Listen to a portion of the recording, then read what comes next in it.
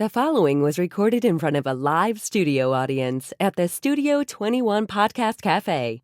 This is the United Podcast Network.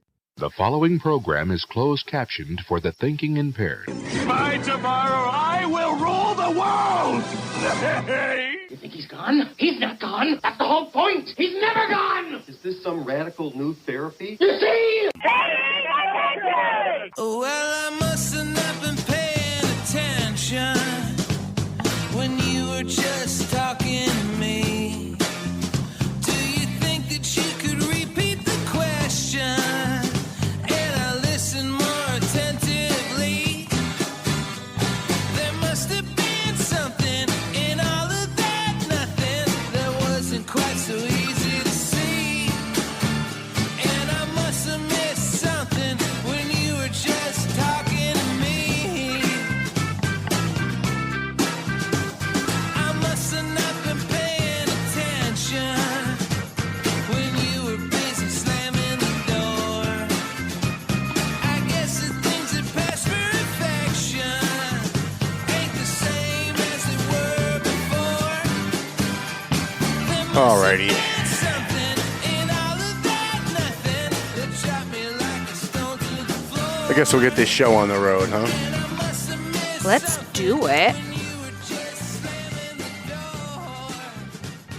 I want to quit the podcast so bad, but every time I think that, I get 5 more sponsors, and I go, how do I do it now? I can't do it. Nope, So we want to thank our new sponsors. Hi, this is Tom Duggan here at the Paying Attention Podcast, high atop Two Guys Smoke Shop at the Studio 21 Podcast Cafe. I want to thank our sponsors. I'll list them out, and then we'll talk about them later on. A new sponsor, Pleasant Valley Landscaping. Pleasant Valley Landscaping is so good that they're not even booking new jobs until June. But they wanted to come on the show. They wanted to support the show, and we appreciate that. If you're looking for any kind of landscaping, you can give them a call. They're going to be booking from June forward. And make sure that you tell them that you appreciate them supporting the Paying Attention podcast. I want to thank JG's Ice Cream. Stopped for some JG's Ice Cream on my way here. And I was still early. I don't know how that happened. But every time I go by JG's, even if I'm not hungry, I always stop in and get something because the ice cream is so good. I want to thank McLennan Real Estate, Century 21 in Methuen, Sam and Matt. We love all those guys, and Janet. We may try and get him on for next week to talk about the real estate situation. Last time he was on, he said it was a seller's market. We had Matt on, and he said it was a seller's market, and talked about the property values. And we'd like to get him on now. It's been a couple of months, and see if anything has changed. I also want to thank AFC Urgent Care, Lisa Williams at AFC Urgent Care. She does so much for the community. Marsan and Son Construction. Now that it's getting nice outside, now is the time to fix your roof, put on an addition to your home, maybe fix your porch. Call Marsan and Son Construction. EIS Investigations. If you're looking to get your gun permit, they also do gun permits. So they're not just private investigators, but they also have gun training if you want to go get your gun permit. And in fact, my sister and her husband are going to be going down to get their gun permit at EIS. So I told them make sure you use the coupon in the Valley Patriot so they know it works. Also, new, not really a new sponsor. He was with us last year, and then he left when COVID happened. He's back, Angelo Memolo over there. Angelo over there? Angelo Memolo over there takes care of your car. You know, somebody hits your car, and then he's got a big dent. He just goes over, he fixes it over there. He goes over there and over fixes the A&M Auto Body on South Broadway in Lawrence. And HS Investigative Services. Now we get 2 investigation services sponsoring the show. So I don't know what to tell you. If you need a private investigator, give one of those 2 a call. Either EIS Investigations or HS Investigative Services. I don't know. They're both good. What are you going to do? So we've got a bunch of things to talk about today. We do have a guest coming in. Want to get to a couple of things first. North Andover elections were this week. It's really kind of pathetic. In fact, it's more than kind of pathetic. It's really pathetic. There are about 20 to 22,000 registered voters in the town of North Andover. Town elections were on Tuesday, which to me is yesterday because I don't sleep, but apparently it was 2 days ago for the rest of you. For those of you who do sleep. For those of you who do. There were 3,998 people showed up to vote in North Andover for Board of Selectmen, Town Moderator, Housing Authority, and School Committee.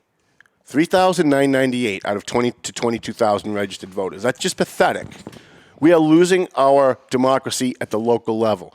when people at the local level don't get involved in what's going on, don't pay attention to what their local officials are doing, it creates all kinds of havoc, not just at the local level, but all the way up the food chain of politics.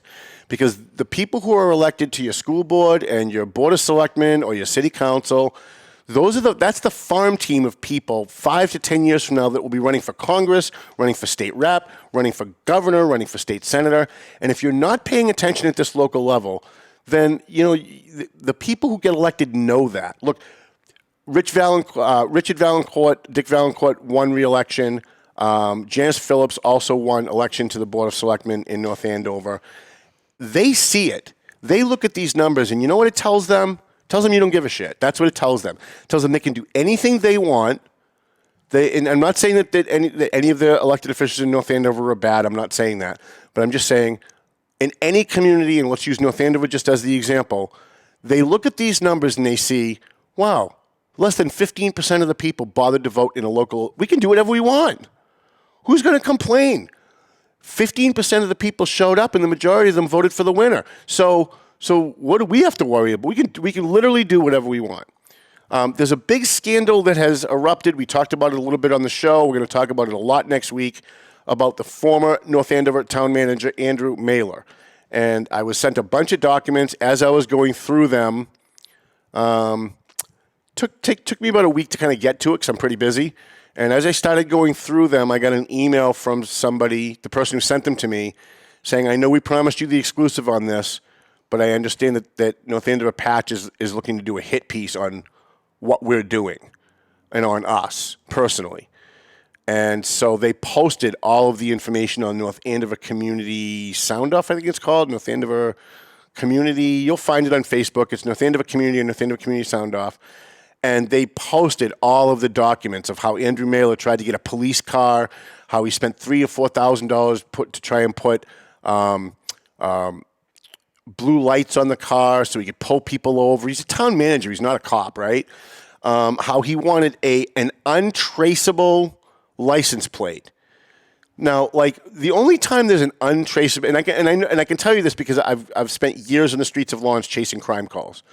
Whenever a cop runs a plate and it comes back untraceable, there's only one thing that causes that, and that's it's an undercover police car or it's an undercover government car. And he wanted one. He wanted an undercover plate that if the cops ran it, it would be untraceable, and they would think he was an undercover cop and leave him alone. So that way he could ride around, he could blow through stop signs, he could do whatever the hell he wanted to. And when somebody in the press started asking questions about that, I want to see who that was, about a year and a half, maybe 3 years ago. All of a sudden, he scrapped the idea of doing that, went back to the Board of Selectmen, and then asked them for more money in his contract because he couldn't do it.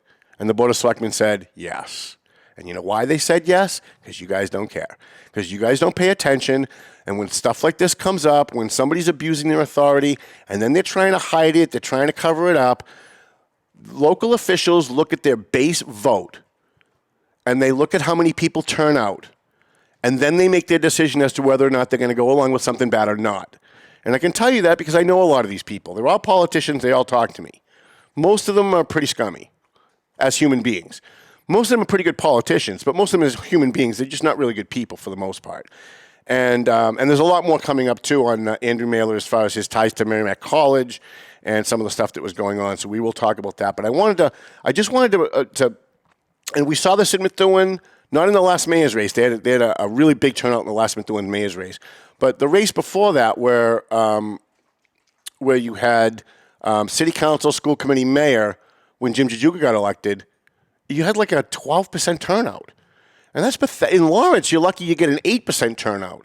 Like in the suburbs, they see 15% and they think, oh my God, we hit the mother load. In Lawrence, it's like 8% sometimes. And that's even more pathetic because Lawrence needs more help than most of the other communities. So for those of you who live in North Andover, if you're voting, if you're a voter, listen, I went to, as busy as I am, I took time out of my day and I went down and I voted. And I'm not going to say I'm perfect. I have missed a few elections. I have missed a few local elections.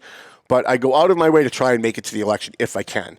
And those of you who are registered to vote, first of all, if you're not registered to vote, you should register to vote. It's super easy. You go down to the Registry of Motor Vehicles, you get a motor voter card, you mail it in. Or you go down to your town town hall or city hall. You ask them for a voter registration form. They're not going to ask for an ID. They don't care who you are. Anybody can vote. Even if you're not a citizen, you can vote. If you live in Lawrence and you want to vote in North Andover, don't worry about it. You can go. You can register to vote because nobody cares. You can lie. You can do whatever you want. That's the way the system is now. It's not really a very good system anymore. So, but you should be voting. You should register to vote, and please only vote once under your own name. And you should vote, and you should pay attention to what's going on at your local level. Because if you don't, this is how you lose a democracy. We've lost Congress. We've lost the Senate. We've lost the presidency, whether it's this president or any other president. They're all in it together to maintain their power. And they don't care about you, and they don't care about your family. If they did, we would be getting monthly stimulus checks like every other country. But they don't. And one of the reasons they don't is they do the same thing at the national level that the local people do. They look at what was the percentage that they won by in the last election. They look and see how many people turned out in the last election. And then they say, well, we're safe. We can do whatever we want. It doesn't matter. Like Alexandria Ocasio-Cortez. Actually, let me take that back. Donald Trump himself said, I could go out on Fifth Avenue and I could shoot 15 people and I wouldn't lose one vote. He's not wrong. But by the way, he's not the only one. Nancy Pelosi could go out and shoot 15 people and she wouldn't lose one vote. Because the sycophants on both sides are always going to support their guy no matter what he does. And even if he does something wrong, they're going to make excuses for him. The other side does it, it's the end of the world. When our side does it, it's okay. That's the team politics that we play now. And that's the way that it is. You can stop that by getting involved at the local level and paying attention at the local level. A couple other real quick things. We're 10 minutes in. The Derek Chauvin trial has started. The Minneapolis police officer that had his knee on the neck of George Floyd. I'm keeping my mind open on this. It's very easy to have an emotional knee-jerk reaction, and that's what that's what the media wants you to do. They want you to look at that video of the guy with his knee on the guy's neck, and they want you to emotionally react and say the guy's guilty, he's guilty of murder. I don't know that he's guilty of murder. He might be. Certainly what he did wasn't good. He certainly should have been fired for what he did. But was it murder? I don't know. I mean, we look at the autopsy. It's been some of it has been published online, and it seems like there might have been other contributing factors. And so I'm watching the trial. I'm not watching every minute of it, but I am watching some of it. I'm watching all of the summaries, and I'm watching it with an open mind. Maybe this guy's a murderer. Maybe he's guilty. Maybe he's not. Maybe what he did was really horrible, but the guy died of a fentanyl overdose, and we won't know until the trial's over. And so I'm just cautioning people on both sides. I have a lot of friends who say they should let the cop go. They should give him a medal. I have a lot of friends that say the guy should be executed. He's a murderer. Look what he did. The one thing I do know is this had nothing to do with race. And even though Minneapolis burned down and other communities were burned down by scumbag rioters, this went down, didn't it? Did the volume go down? I don't know. Even though people have rioted, even though people have the media has made it about race, it's not about race. This has nothing to do with race, period. What it has to do with is, did this cop break the law? Did he cause the death of George Floyd? He might have, and I'm waiting to see the evidence. I'm waiting to see what happens in the trial, and not so much what Fox News says, and not so much what CNN and NBC say, but what the witnesses say and what the courtroom says. Speaking of racism, one more thing I want to get to. I actually had 3, but we're going to cut it because we have guests. Speaking of racism, all we've heard now for the last 2 or 3 weeks from the mainstream media is the increase in hate crimes against Asians. Here's something really weird. The media is not lying about that. I know, right? Who knew? They're not lying about that. There has been an increase over the last 2 years in hate crimes against Asians. But the press is also saying in the next breath, specifically on CNN, MSNBC, and the liberal media, that it's caused by Donald Trump and white supremacy. And so I went to the FBI Bureau of Justice Statistics. I got my degree in criminal justice, so I spent a lot of time in college reading BJS, Bureau of Justice Statistics reports. And they're all online. Okay, yeah, it's good. The Bureau of Justice Statistics states that the majority of the assaults against Asians, the majority of the hate crimes against Asians, it's not white supremacy. It's young black men. It's young black men between the ages of 18 and 34 who are mostly assaulting Asians. So it has nothing to do with Donald Trump. I'm pretty sure young black men aren't taking their cues to get violent by Donald Trump. I'm pretty sure that's not happening, okay? I'm pretty sure it hasn't happened. And they keep saying that it's white supremacy. Like, everything is about attacking white people. And I'm getting a little tired, and I know there's a lot of other people getting really tired, of the constant attack on white people. And I said this to somebody one day who is not white, and their answer to me was, well, now the shoe's on the other foot. And I thought, exactly. She's exactly right. Now the shoe's on the other foot. That's what they wanted. They want to label and stereotype and demean white people as revenge for prior white people before I was born enslaving black people. And they want to flip the equation, and they want black people to be on top and minorities to be on top and white people to be on the bottom. Don't take my word for it. They say it themselves. Listen to all this, this anti-white training that's going on. I can't remember the name of the name of the program that they had in the government that Trump killed. But listen, racism is racism is racism. Whether it's a white person committing racism against a black person, or it's a black person committing racism against an Asian person, or it's an Asian person committing racism against a black person. Racism is racism, and it's all wrong. Critical race theory, that's what I was trying to think of. This critical race theory idea is that white people are bad by virtue of the fact that they're white. Black people are good and victims based on the fact that they're black. And that non-white people are good people, or at least better people than white people. And that's what it all boils down to. And if you flip the races on those, and you had a critical race theory program out there in the government saying that black people are bad because they're black, and white people are good because they're white, I'm pretty sure the narrative would be a little different in the media today. So you've got two things going on. We've got the Derek Chauvin trial, which the media has convinced a lot of people in this country has to do with racism, and it doesn't. It has to do with whether or not this man committed murder. It had nothing to do with the fact that the guy was black. They went driving around looking for a black guy to pick on that day. They got a 911 phone call. They responded. By the way, the guy who made the 911 phone call in the George Floyd case was black, okay? So a black guy calls the police and asks for help because a black guy came into his store and passed a phony $20 bill. And the police responded. And George Floyd did not comply. Now, listen, I grew up in a cop household, so maybe I've got a little bit more of an advantage than most people. I was taught if a cop tells you to do something, you do it. If he tells you to stand on your head and recite poetry, you stand on your head and you recite poetry. You can always file a complaint later on. But on the scene, he's got a badge and a gun, and fellow officers that have badge and guns, and a walkie-talkie to call more men with badges and guns. And you're never going to win. And I've had cops treat me badly. I had a cop at Logan Airport treat me so bad one day, I actually pulled the dad card. I pulled the dad, and I don't do that. I've probably done this 3 times in my life. And I turned to him and I said, you know what? My father was killed in the line of duty.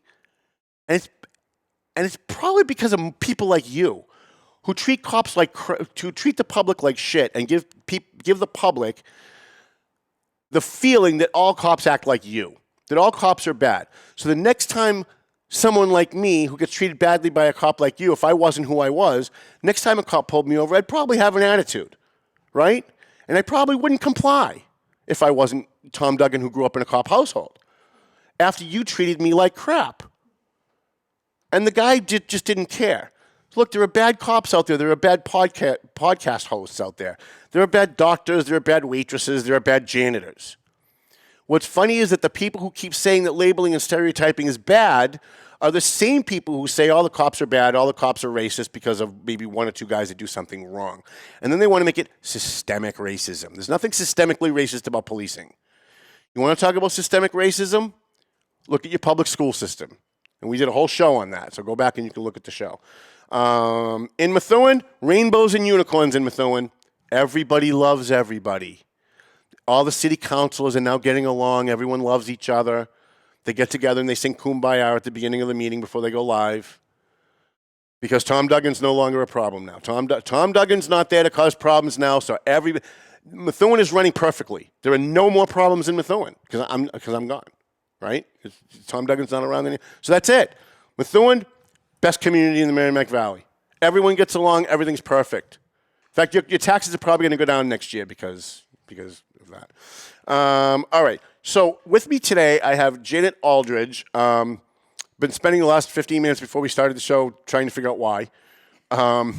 She is here. She is from, what's the name of it? It's Catch of the Day News. Met Janice probably about 17 years ago when we started the paper. She was kind of doing her own thing. I was doing my own thing. And one of the things that I really like about what Catch of the Day Video News does is they go to the State House and they videotape the subcommittee meetings that go on among state representatives and state senators. Because the senators and the state representatives don't want their subcommittee meetings taped. They don't want to broadcast them. At least prior to COVID. Maybe they're doing it now. The COVID, are they doing it? No, they're still not doing it. So Janice said, well, if they're not going to podcast where the real work gets done in the State House, where the subcommittee meetings, where the deals get made, right? Then I'm going to show up with my video camera. It's a public meeting, and I'm going to start I'm going to start broadcasting it and posting the stuff on YouTube. And that gives guys like me, a reporter or a news guy, a lot of raw material to work with. So whenever I'm looking for a story, something happens, I'll pop on Janice's YouTube channel and see what subcommittee meetings did she go to this week, and I'll watch like an hour or two of it. And there's always something. You always get something. There's always something newsworthy going on. So I want to welcome Janice Aldrich to the show. Thank you, Tom. All right, it's a pleasure to be here. Thanks for coming. Good night. Spontaneous. All right, okay, yes. bye. And on the line, so do you want to just tell people about like what you do and Sure. who you are? And... Okay, so Tom's right. We sort of like started out on the same with the same vision, and I ended up taping the 500 public hearings plus, and being sabotaged many times along the way. So right now, I was honored to be included in Joan, Quinn, Eastman's world and Ingrid Centurion's world, who is not here right now. And so ComFilm something has breathed a lot of life into ComFilm. And but I have done that in the past year during COVID. I was a little bit fed up. I think sometimes when you're working in this type of work, you can get fed up. You don't get enough feedback. And I just felt like, if I don't disappear, they won't miss me. So how do they miss me? But I was still working behind the scenes on getting members. So we have like 37 members right now, 2 more coming in. And I'm hoping that, by the end of the summer, we'll have a minimum of 100. We're going national, and that's why Joan stepped in. She's going to be the national media director for outreach director for ComFilm, and Ingrid is the co-chair. Sometime you should have her on. She ran for office in Sudbury. I knew I recognized the name when I saw it. Yeah. So I'm very spontaneous. You can just sort of like push a button and I'll talk. So I don't want to interrupt the flow here. We have Bridgewater had a Freedom Rally Day, which I was asked to come to and producer, and we ended up helping to put the whole thing on, with including some music. But really what took place was phenomenal. It ended up that Samantha Muise, it was on the Jeff Cooner show, and we spent this whole week finalizing a really great 20-minute video, including his audio. Mm-hmm. So I want to leave it like that, and hopefully, we can kind of get a grip on what they are presenting to the public. Thank you so much for letting us all come on, even at the last minute. It was awesome, perfect timing. Thank you, Tom. Excellent. So this was a no mask freedom rally. Mm-hmm. You guys are against masks. I think it's not really freedom to have a mask, a mug shot, have a mask on your face unless you have FU on it or something like that. Right. So I don't think the masks are healthy at all. I've done a lot of research, and I just think it's stupid and disgusting. And, we're all being duped as a nation, as a world. How about that? As an entire world. How does that happen? Well, I mean, I've long said on this show that we know masks don't work, because if masks worked, we wouldn't be letting people out of prison. We'd just be giving them a mask. If masks worked, we wouldn't have closed down the schools. We would have just given them a mask, right? If masks work, they wouldn't be doing half the things that they're doing. So I agree. I don't think masks work.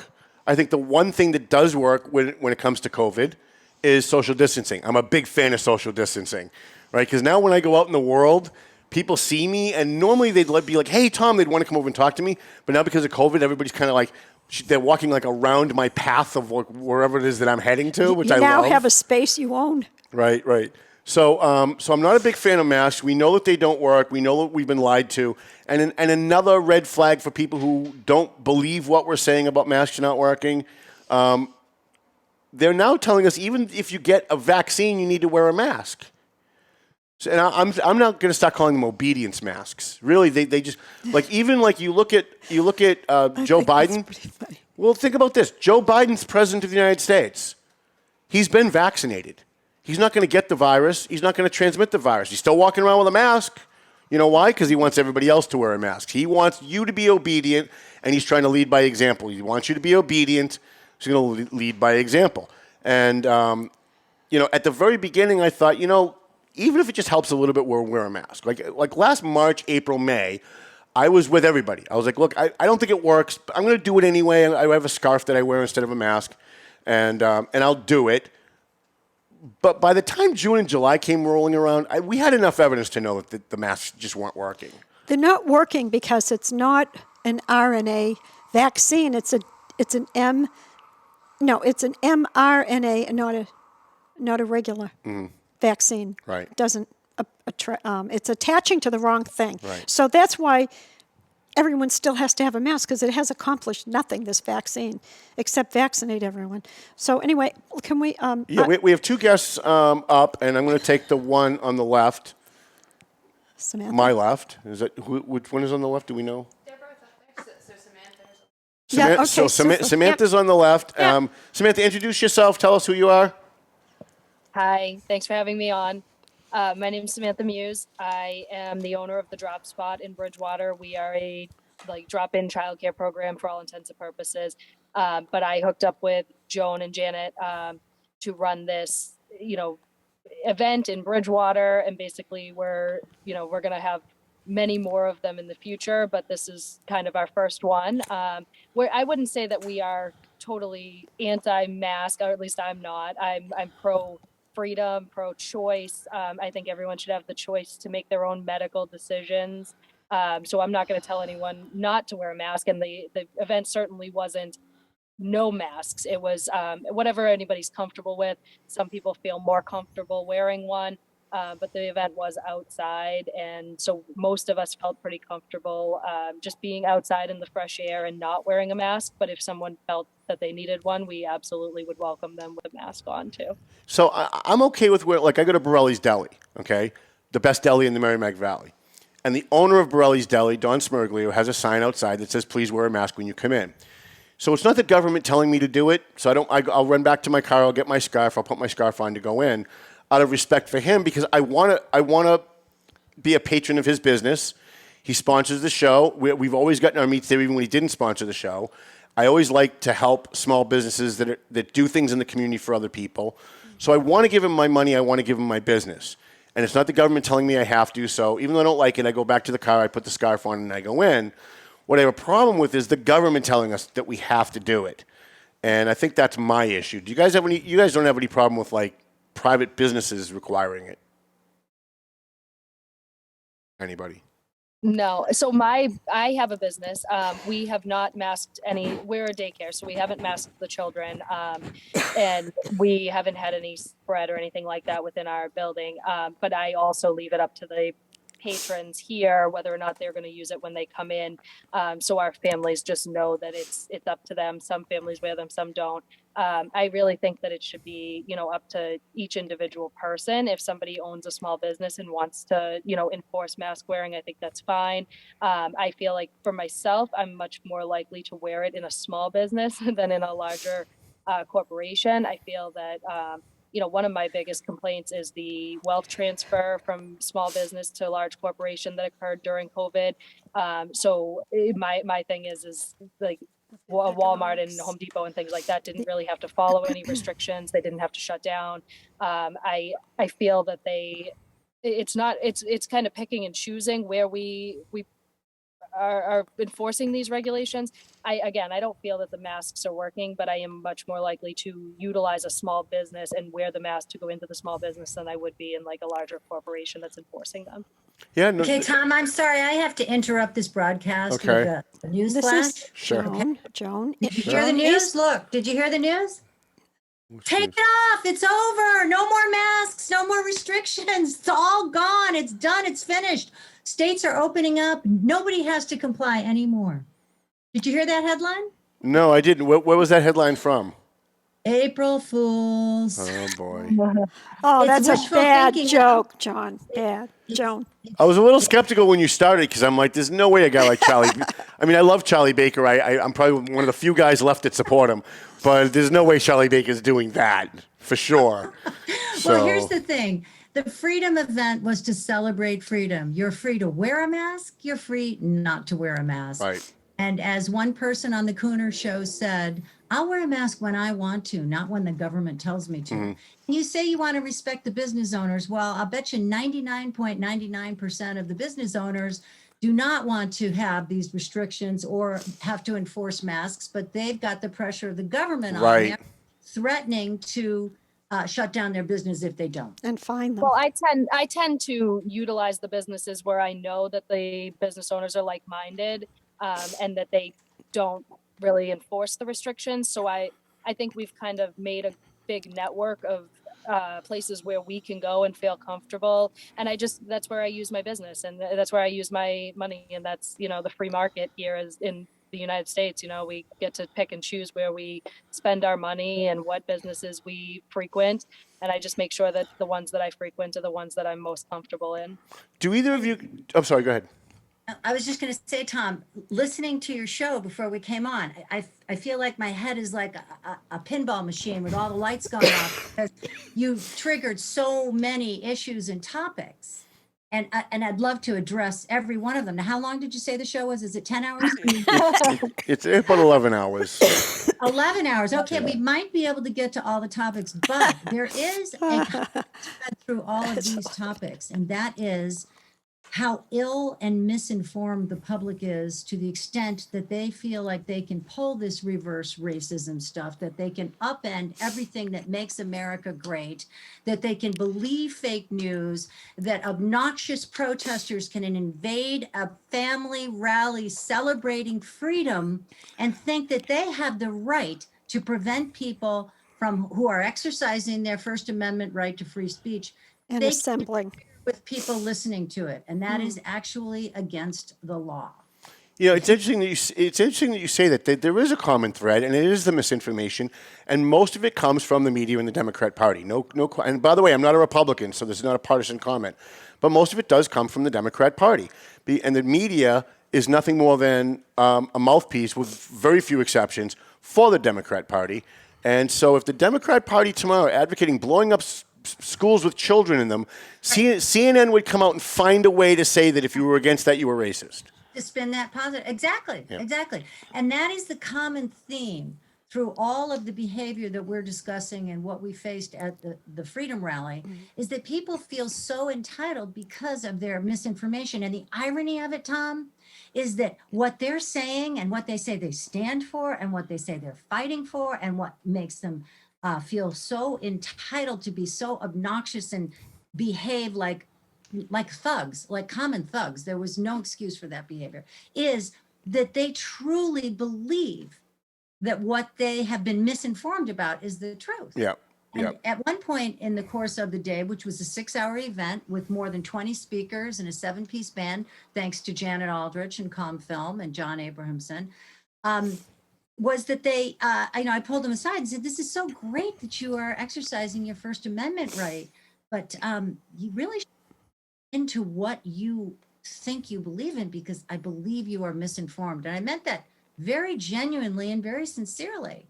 And they seemed as though they were receptive to that idea. But then when I made a statement like, well, but do you think that gives you the right to interrupt an 83-year-old Air Force veteran who served our country and had never addressed a crowd of hundreds of people before, and he's standing up on the stage and you're shouting, swearing, running siren noises and screaming and yelling? I said, do you really think that you're justified in doing that? I mean, if it were not for people like Charlie Chase, you would not be free to be who you are in this country. And one of the protesters leaned into me and said, that man has nothing to do with who I am today, which was a man dressed up like a woman. So, I guess that statement is true if you think about it. But for them to not appreciate the history and the sacrifices that have gone into building this great country. Well, part of that is because our public schools aren't teaching history anymore. They're teaching social studies. And social studies is nothing more than politics from a left-wing perspective.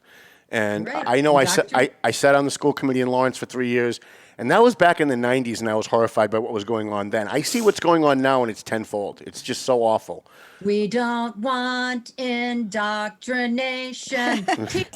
Leave those kids alone. Yeah. I mean, I remember walking by, I won't say what school it was, but it was a local school, and I was in the school for a different reason, because we do scholarships at our charity bash every year, so I was in there to talk about, what kid I wanted, what kind of kid I wanted for a scholarship, and I walked by a class, and they were talking about how Donald Trump was a right-wing Nazi. And the person walking with me, my little chaperone walking through the schools, I said, hold on a second, can we go back for a second and just listen outside? She said, yeah, that's fine. Just 2 minutes, though. So I stood outside for 2 minutes and listened to this teacher, and I finally turned to the woman with me and I said, what class is that? She said, physics.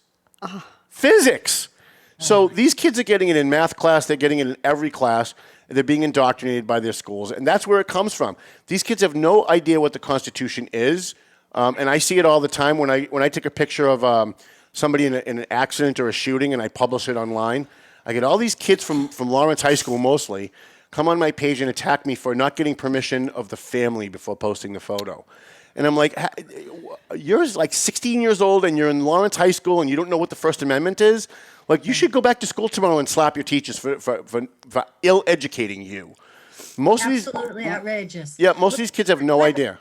Let me ask you this, Tom. How would you feel if you had a child who was being taught by an unabashed Antifa and BLM supporter? I would pull them out of school in 2 seconds. The superintendent of Mansfield Public Schools does not agree because there was a teacher who was absolutely outrageous, shouting. We had Attorney General Jay McMahon speaking to the crowd, and she looked at the police, pointed at the stage, said to the police, "Aren't you embarrassed? These people killed people at the Capitol." and that was only after yelling and swearing in the police's face that we caught on camera. Right. All day.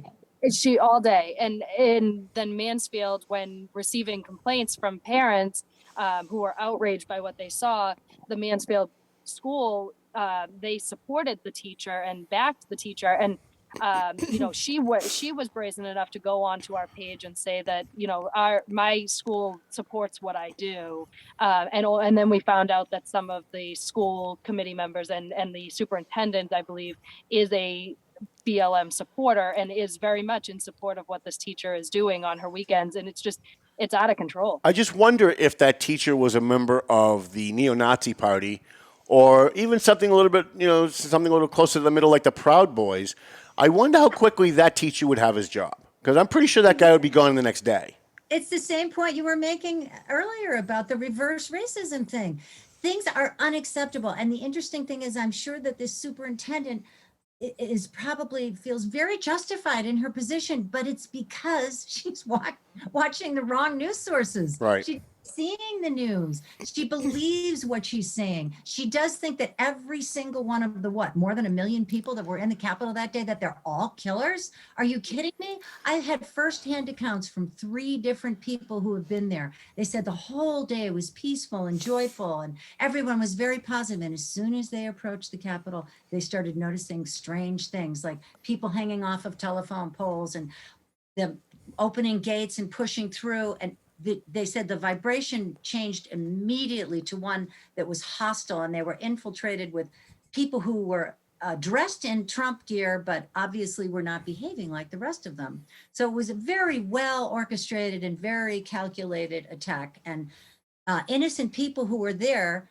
being the great patriots they are, including many combat veterans, are being characterized as terrorists and villains. And it's like the whole world is upside down, and it all stems from people not getting the whole truth. Right. They're getting one slanted side, and they do not want to look or listen beyond that side that makes them self-righteous to the point where they're criminal, frankly. Well, they're in this little echo chamber, right, and they're talking to each other, and they're riling each other up.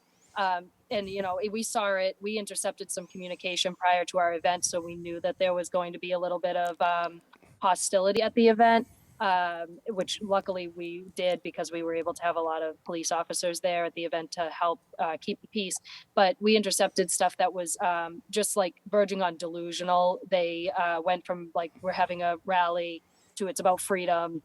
Freedom equals white supremacists. Now we're insurrectionists. There's going to be weapons. They had dissolved throughout the course of the week, where they were really riling each other up within this echo chamber, so that they were just completely delusional and not really making any sense. And had it not been such a serious situation, it would have been a little comical, because we were just like, we were buying like bubble makers and hula hoops and things for the kids, and they were talking about insurrections and bringing lawyers' numbers and bail money and things like that, and we were just like completely caught off guard, because we were planning like a family picnic with some speakers, and it was, like I said, it was verging on delusional, but it speaks to like how big the problem is.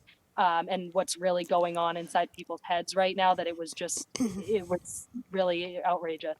They are. Go ahead. My favorite one was don't wear contacts, because tear gas will dissolve them. And we're in like Bridgewater, in like a small suburban town, where we have like bubble makers and kids having picnics and playing with Play-Doh, and they're talking about pepper spray in their eyes with their contacts. And I, at one point, I talked to the chief of police and said, "Are you planning on pepper spraying us? Like, I don't know exactly what's going on." And he just kind of laughed, because he was like, "This is not." You got to tell Tom about the Play-Doh, Sam. Yeah, real quick, because we got 5 minutes. Oh, sorry. It's okay.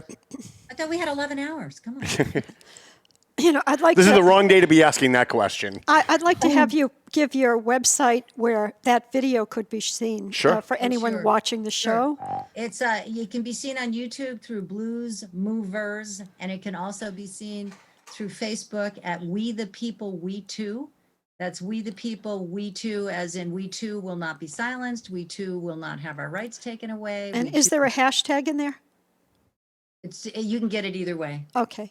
Hashtag the whole thing or whatever, but it's just, there are a lot of We the People sites, and you've got to add the We Too to get it. But there are many videos up there that went viral, and it's sad what happened. You'll see in the video how all these families were spread out in blankets and chairs and activities, and then all of a sudden you started seeing them packing up and leaving. That was within the first hour. As soon as what, 2 dozen disruptors came, and one of them, the teacher we were describing, actually was instrumental in getting Antifa and BLM then there. She was planning all week to upset this. They left their own protest about a mile away in the center of town, where we were originally going to be, and moved because they were there. They left that protest and came specifically, deliberately and maliciously to disrupt this one. Outrageous. But it's important that we mention that we're not going to be deterred. We're going to do it again. So we're actually going to be in Lexington on April 19th doing the whole thing over again. And we really want everyone to be there with us. So, mark your calendars. We're doing it again. Well, I'd be happy to help you guys promote that event. Wonderful. Please send me some information. And remind people what organization you're with. Well, ComFilm produced the video, and Sam Muise is a drop spot in Bridgewater. And Tom, would love it if you'd come and speak. I would be happy to do that. Patriot Day? I would be, if I can, I would be happy to do that. I don't have my schedule in front of me, but if it's possible, I'd be happy to. All freedom lovers welcome. It is going to be a freedom lovers love fest. Tom, the one thing, we're freedom lovers. The one thing I'd like to add is this was like a surprise to me when I showed up there. There were 7 members of ComFilm there. Chris Maida was there. Meat and Potatoes. There was Ingrid, and also Kopez, Dave Kopez, Red Pill. So there were a lot of patriots that showed up there. I know all those guys from my old days with the Worcester Tea Party. Right. We've all been crossing paths for 14 years, all of us, and maybe more some. So I want to say I was just totally thrilled because it took so much. It was such a relief to see so many people actually acting like a team. It was like a test, you know. So anyway, I hope it'll happen again. Very important parts of this joint effort. It was people just flocked together. Freedom lovers flocked together, and one person heard about it and told another person. Before we knew it, we had literally over 20 speakers. It was fantastic. Oh, that sounds great. And I think Commonwealth of Mass Freelance Media has a lot to offer to this story because as people are getting familiar with phones and stuff, the Commonwealth of Mass Freelance Media offers a press pass to anyone who would like to join and become a reporter in their town. We're looking for 351 members, and you'll be like an army of press. When a story comes up that's big, you'll be available. And this is what happened this day. It was like watching it happen in front of my eyes. I remember calling Janice. I got word that a woman that I've been reporting on for the last 15 years in Lawrence, an illegal alien, had been arrested by the feds for using fake Social Security numbers. So I posted it online. I got the tip. I looked it up. It was real. I posted it online, and somebody called me and said, she's in court like today. And so I'm like, yeah, I'm not going to be able to make it to Boston. And then all these people came onto my Facebook page and said I was making it up. So I got all pissed off, and I called Janet, and I said, I don't know if you're free, I don't know if you're around, but if there's any way you can get over to the federal courthouse, the Moakley courthouse, and get pictures of this woman, her name is Derma Espada, and I'd love to get a picture of her coming and going out of the courthouse to show everybody I'm not lying. She said, oh my God, I'm on the T. I'm about 3 stops away. Give me about 20 minutes. And like within a half an hour, she had pictures of the woman that I wanted walking into the courthouse with her lawyers. I posted it online and shut everybody up. The value to a guy like me for something like that is huge. Yeah, and that's what can happen. She did the same thing today. I hadn't received the link. I said, Janet, I don't know what I'm going to do. And she said, it's today? And I'm like, yeah. She goes, oh, I'm right down the street. Boom, there she is. Yay. Yeah. Well, I want to thank you guys for coming on to the show. I appreciate it. I'd love to have you guys back when we have a little bit more time. And maybe you guys could come in at some point and we can talk about some of the things that you guys are doing. Maybe we should be on regular once a month, Tom. Well, that's something we can talk about. Somebody from the group. That's something we can talk about. We've got 35. I'll tell you what, I'll come up there if you'll set me up with a nice big fat cigar. I don't know that I can do it. Now, and I'm sorry, is the woman on the left, are you Samantha? No, the one on the right. I'm Samantha. Yeah, she's the one on the right. The one with the blonde? Yes, that's Samantha. All right. If Samantha promises to come, I'll let you guys come back. All right. I'm pretty sure I can. I'm pretty sure I can hook you guys up with the cigar too. All right. Okay. All right. So Chrissy says she can hook us up with a cigar. I got connections. Right. Well, because there's a delay, so what I'm looking at on my screen is not the person that's speaking sometimes, because what I'm looking at is the delay. There's like a 30-second delay for the live podcast. So I thank you guys for coming on. Thank you, Tom. Thank you for all you're doing. And please come on again. I'd love to have a conversation with you guys. Sure. All right. Great. Thank you so much. All right, you can wrap that up. So I want to thank Janet Aldrich from Catch of the Day Video News. She calls it Conflume. Since the day you came up with that, I'm like, you got to come up with something better than Conflume. Well, the thing is, it's going national, and it should have an I in there, but when it's finally an incorporated project, it will have an I. It will be the ink. So. All righty. But you stay at Confilm. Confilm. All right. Okay. Not Confilm. All right. Okay. I've only been in the organization for 17 years. I'll figure it out eventually. There's Melvin Taylor. He's been going live lately. Catch Melvin Taylor on Facebook. He's great. He is fantastic. And I love that he wrote this song for my show. I know I say it a lot, but I'm really kind of honored by that. Very much. Not only did he write the song for the show, he put it on his album. That's even cooler. Great. I want to thank Pleasant Valley Landscaping. They're booking jobs for June. JG's Ice Cream.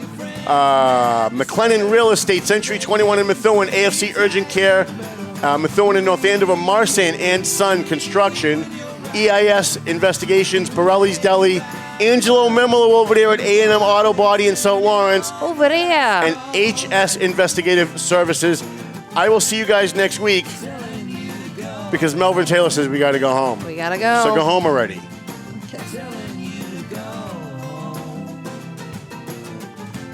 The views and opinions expressed by the hosts, guests, or callers of this program do not necessarily reflect the opinions of the Studio 21 Podcast Cafe, the United Podcast Network, its partners, or affiliates.